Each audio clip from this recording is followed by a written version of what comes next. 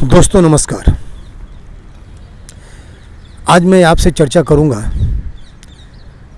दुनिया के मुस्लिम देशों के बारे में, जो अक्सर आपस में लड़ाई झगड़ा मारपीट खून खराबा करते रहते हैं। इनके लड़ाई झगड़ा हिंसा करने से वहाँ के जो आम नागरिक हैं वो अपनी जान बचाने लेने के लिए दूसरे देशों में जाते हैं, लेकिन अड़ोस पड़ोस के जितने भी मुस्लिम देश हैं वो उनको शरण नहीं देते, यानी मुसलमान होकर मुसलमानों को शरण नहीं देते। क्यों नहीं देते, ये समझने की ज़रूरत है।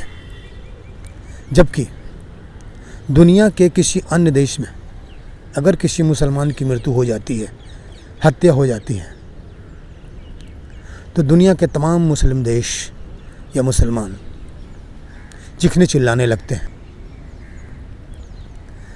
सभी एक साथ पूरी दुनिया को अपने सर पर उठा लेते हैं कि मुसलमानों के ऊपर अत्याचार हो रहा है, जुल्म हो रहा है। यानी वो उस शख्स के प्रति अपना प्यार और मोहब्बत दिखलाने की कोशिश करते हैं कि हमें अपने कौम के लोगों के साथ कितना प्यार है, कितना हमदर्दी है। लेकिन वही जब दो देश आपस में लड़ते हैं तो दुनिया के अन्य देश खामोश रहते हैं।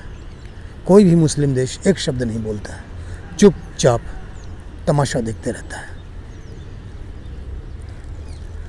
तो इसका ये दोहरा चरित्र होने की ज़रूरत है।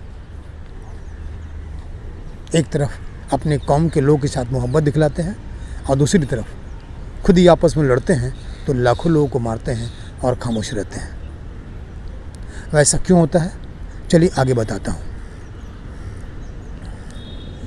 जब ये शरणार्थी दूसरे देशों में शरण लेते हैं,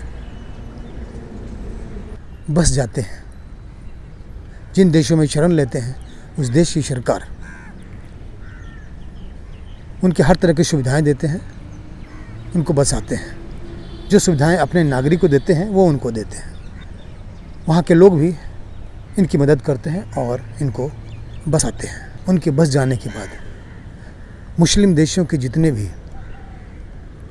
कट्टर मुल्ला मौलवी ये सब उन देशों में आते हैं, शरणार्थियों से मिलते हैं और उन्हें भरपूर फंडिंग करते हैं, मस्जिद बनाने के लिए, मदरसे बनाने के लिए, और उनको एक बड़ा ही जहरीला ज्ञान देते हैं। यानी एक खास मंत्र है इनका, वो उनके दिमाग में ठूसते हैं कि 4-4 शादियां करो और 40-40 बच्चे पैदा करो, क्योंकि जितने जल्दी जनसंख्या बढ़ेगी उतना जल्दी हम इस देश पर कब्जा कर लेंगे।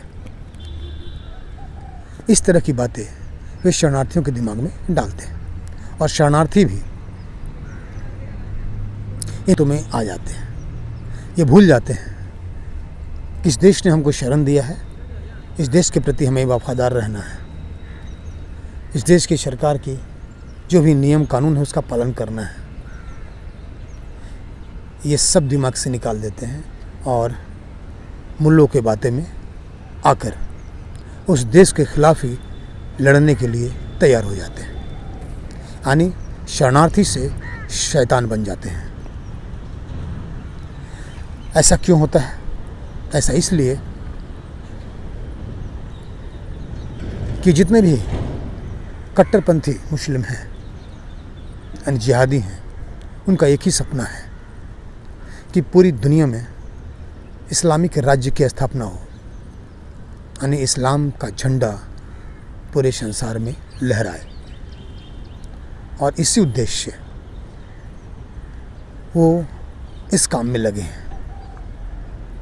यही कारण है कि कोई भी मुस्लिम देश इन विस्थापितों को अपने यहाँ शरण नहीं देता, क्योंकि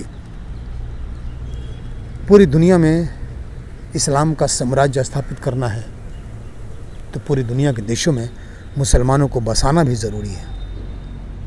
तो अगर सामान्य अवस्था में कोई कहे कि भाई 10-20 हज़ार मुसलमानों को अपने देश में बसा लो, तो कोई भी राज़ी होगा क्या? नहीं।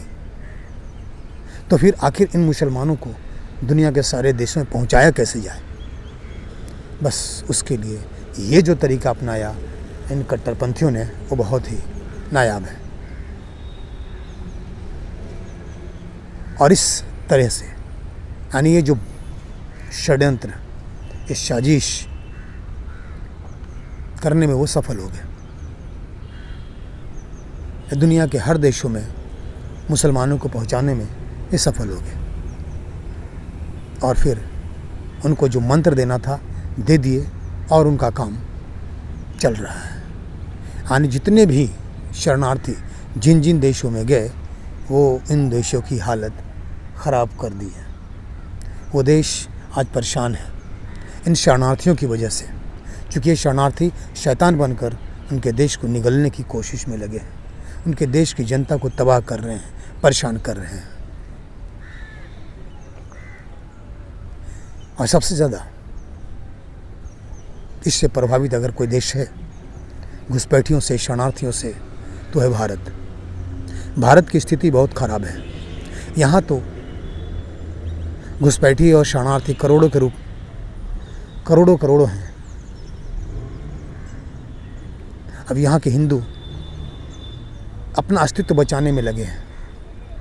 तो इस तरह से एक कट्टरपंथी अपने मकसद को पूरा करने में लगे हैं। जो इनके चक्कर में फंस गए हैं, आज परेशान है। अब दुनिया को समझने की ज़रूरत है कि आने वाले समय में वे शरणार्थियों को अपने देश में शरण दें या ना दें। बस इसी के साथ मैं अपनी बात ख़त्म करता हूँ। जय हिंद।